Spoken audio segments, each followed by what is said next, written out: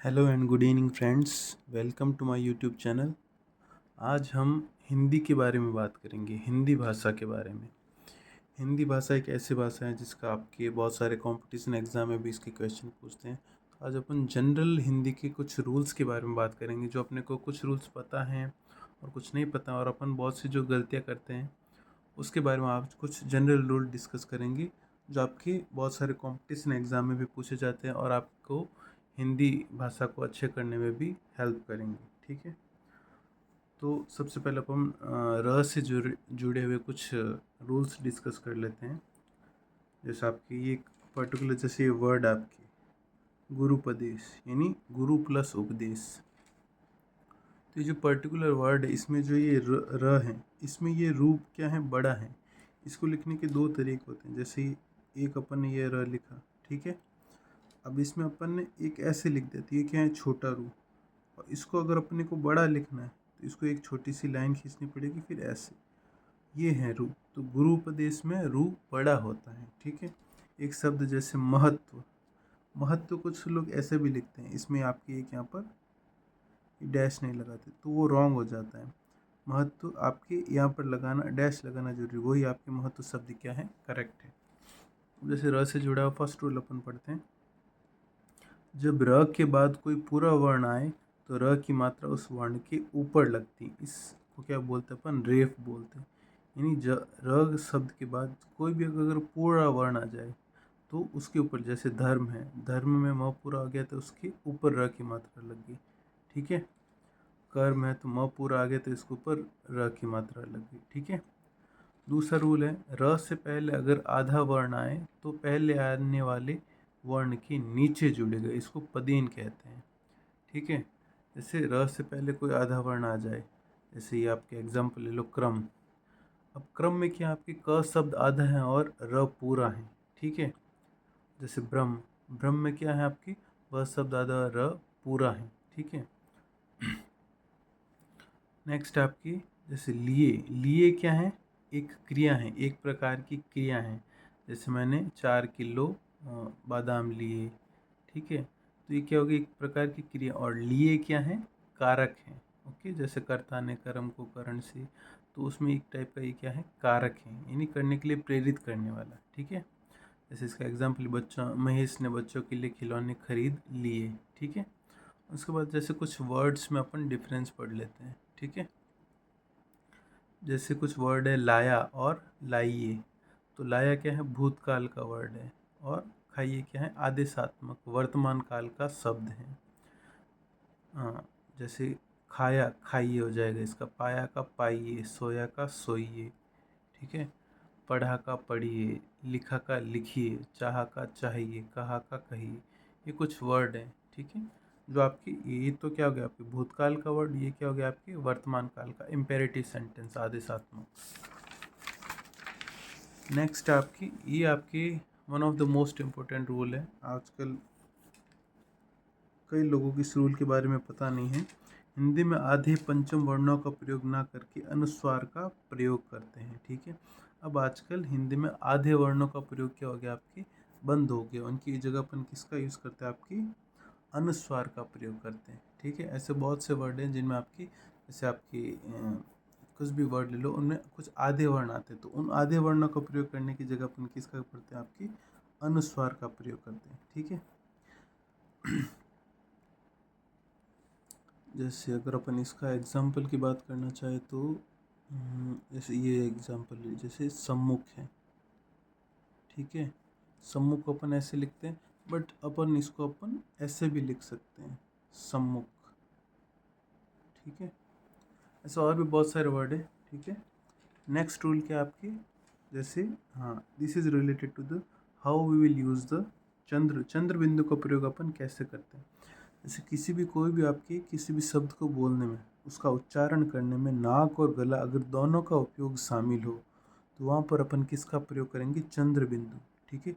हिंदी में दो चीज़ों में कन्फ्यूज़न होता है कि अनुस्वार यानी बिंदी का यूज़ कहाँ पर करेंगे, और चंद्र बिंदु यानी एक बिंदी और एक आपकी चांद जैसा शेप होता है, उसका यूज़ कहाँ पर करेंगे। जिसमें नाक और गला दोनों का यूज़ हो वहाँ पर किसका यूज़ करेंगे अपन, चंद्र। जैसे सांप, तो सांप बोलने में अपने गले का भी यूज़ हो रहा है, ठीक है। और नाक का भी यूज़ हो रहा है, तो अपन क्या यूज़ करेंगे, चंद्र बिंदु। हाँ है, अंधेरा है, तो इनको वर्ड्स को बोलने में जोर लगता है, गले से भी जोर लगता है और नाक से भी, तो वहाँ पर अपन किसका, चंद्र बिंदु का प्रयोग करते हैं। ठीक है, ये काफ़ी इंपॉर्टेंट रूल है।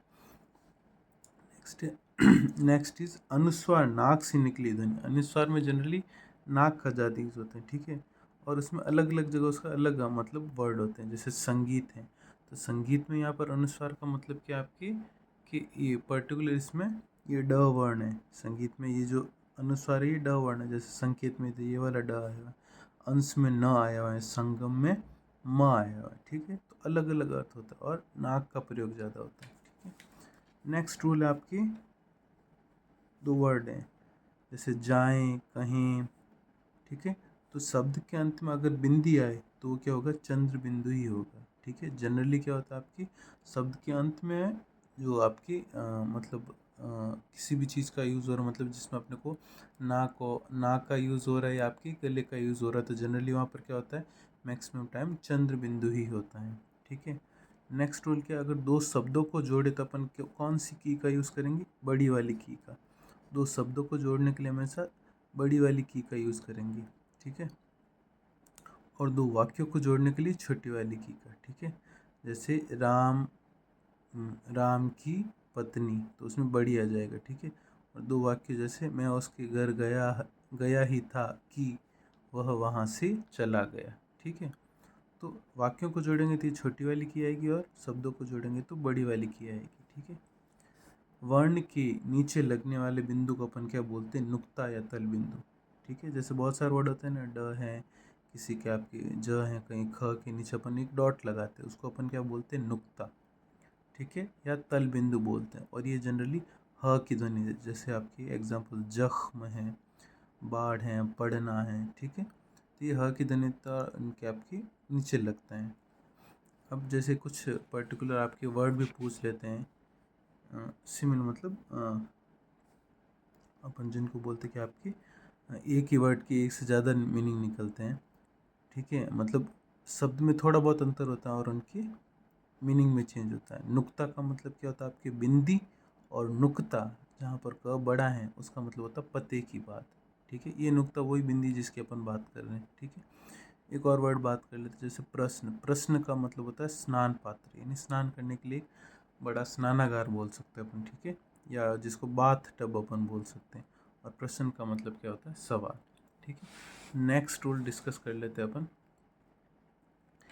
यदि किसी शब्द के प्रारंभ में ड या ढ आए तो नुक्ता नहीं लगता, यानी किसी भी शब्द के स्टार्टिंग में या तो ड आ जाए या ढ ढ से ढोल वाला या ड से डमरू वाला, तो कहीं पर भी नुक्ता नहीं ली। जैसे डर है, ढोल है, डमरू है, ढक्कन है, ढाल है, इनमें कहीं पर भी नुक्ता यानी नीचे डॉट नहीं लगेगा जहाँ पर स्टार्टिंग में ड और ढ आ जाए। ठीक है, नेक्स्ट रूल है, यदि अनुस्वार यानी अनुस्वार चांद ऐसे बना के उसके ऊपर डॉट के बाद ड या ढ आ जाए तो नुक्ता नहीं लगता। ठीक है, यानी अनुस्वार किसी वर्ड के ऊपर आ गया, ठीक है, या आपके डॉट आ गया खाली, तो उसके बाद क्या आपके ड या ढ आ जाए तो भी नुक्ता नहीं लगता है। जैसे खंडन है, मंडन है, पंडित है, खंडित है, रुंडित है, रुंड या तुंड है। तो अब जैसे इसमें आपकी क्या आ गया, ड और ढ आ गया। ठीक है, अनुस्वार यहाँ पर आ गया। ठीक है, अनुस्वार मतलब ये एक डॉट आ गया यहाँ पर। ठीक है, चंद्र बिंदु अलग होता है, ये डॉट आ गया, डॉट के बाद क्या आ गया, ड आ गया, तो इसका मतलब यहाँ पर नुक्ता नहीं लगेगा। अनुस्वार के बाद ड या ढ कुछ भी आ जाए, यहाँ पर भी ड आया, यहाँ पर भी ड आया है, तो नुक्ता नहीं लगेगा, इनके नीचे डॉट नहीं लगेगा। ठीक है, नेक्स्ट रूल क्या है, यदि संयुक्त या द्वित्व वर्ण के रूप में ड या ढ आ जाए तो भी नुक्ता नहीं लगता है। ठीक है, संयुक्त मतलब पूरा वर्ण एक तरीके से, या द्वित्व यानी किसी शब्द का आपकी रिपीटेशन, यानी एक तो आधा वर्ड और एक उसके बाद पूरा वर्ण। ठीक है, जैसे हड्डी है या ड आधा है उसके बाद ड पूरा, तो इसका रिपीटेशन हो गया, दो बार आ गई, द्वित्व वर्ण होता है। ठीक है, तो हड्डी है, बुड्ढा है, टिड्डी है, गड्ढा है। ठीक है, तो इनमें द्वित्व वर्ण के बाद अगर ड ढ आ गया तो भी क्या होता है, आपकी नुक्ता नहीं लगता है। ठीक है, जैसे आपकी एक और इसमें अपन एक छोटा सा क्वेश्चन यहाँ पर और कर ले, जैसे पतंग है, पतंग की सिनोनिम अपन कर लेते हैं, जैसे गुड्डी है, कनकी है और कनकेया। कई बार पूछ लेते हैं कि पतंग की सिनोनिम यानी पर्यायवाची शब्द है, तो क्या है, गुड्डी, कनकी और कनके, ये किसके पर्यायवाची शब्द हैं, पतंग के। ठीक है। नेक्स्ट रूल है, अंग्रेजी के शब्दों में ड या ढ आए तो नुक्ता नहीं लगता। अंग्रेजी के जितने भी शब्द हैं जो आपके अपभ्रंश होकर हिंदी भाषा में अपन यूज़ करते हैं, उनमें कहीं पर भी ड या ढ आए तो नुक्ता उनके नीचे नहीं लगता है। ठीक है। और एक ये वर्ड लिखने में भी कुछ लोग अलग लिख देते हैं, रेडियो नहीं होता है, रेडियो होता है। ठीक है। यह नहीं आता है, अ आता है। ठीक है। तो जैसे एग्जांपल देख लो, रेडियो है, हेड है, बोल्ड है, टोल्ड है, शील्ड है, मेडल है, ब्लड है, फील्ड है। इन शब्द में ड ढ, अंग्रेजी के जितने भी वर्ड अगर अपन डायरेक्ट हिंदी में उनको यूज़ करते हैं तो उनमें नुक्ता किन के नीचे भी डॉट नहीं लगा है। ठीक है। एक और अपन शब्द कर लेते हैं, स्वादिष्ट होता है। ठीक है। स्वादिष्ट कोई वर्ड नहीं होता है। ठीक है। वर्ड क्या होता है आपके, स्वादिष्ट, यानी इसमें इष्ट प्रत्यय लगा है। इष्ट का प्रत्यय का मतलब होता है वाला, यानी स्वाद वाला। स्वादिष्ट वर्ड का मतलब क्या हो जाएगा, इष्ट। इष्ट इसके पीछे क्या, इष्ट है। इसको संधि विच्छेद करेंगे तो स्वाद, अगर स्वाद प्लस इष्ट हो जाएगा तो इष्ट वर्ड का मतलब होता है चाहना। तो यहाँ से इसका पूरा मीनिंग क्लियर नहीं होता। जबकि स्वाद इष्ट, इष्ट का मतलब होता है वाला, यानी मिठाई वाला, यानी जो इसका स्वाद मीठा है। ठीक है। नेक्स्ट आपके रूल क्या है, ये जितने भी अपने रूल डिस्कस किए, उपरोक्त नियमों को छोड़कर यदि किसी शब्द के बीच में या अंत में ड ढ आ जाए तो नुक्ता लगता है। ठीक है। इन सारे नियमों को छोड़कर किसी भी शब्द के बीच में या अंत में, या तो बीच में आ जाए या लास्ट में आ जाए, ड या ढ कुछ भी आ जाए तो नुक्ता लगेगा। जैसे बाढ़ है, दौड़ है, पेड़ है, भेड़ है, सड़क है, पढ़ना है, दौड़ना है। ठीक है। इन सब में नुक्ता लगा हुआ है।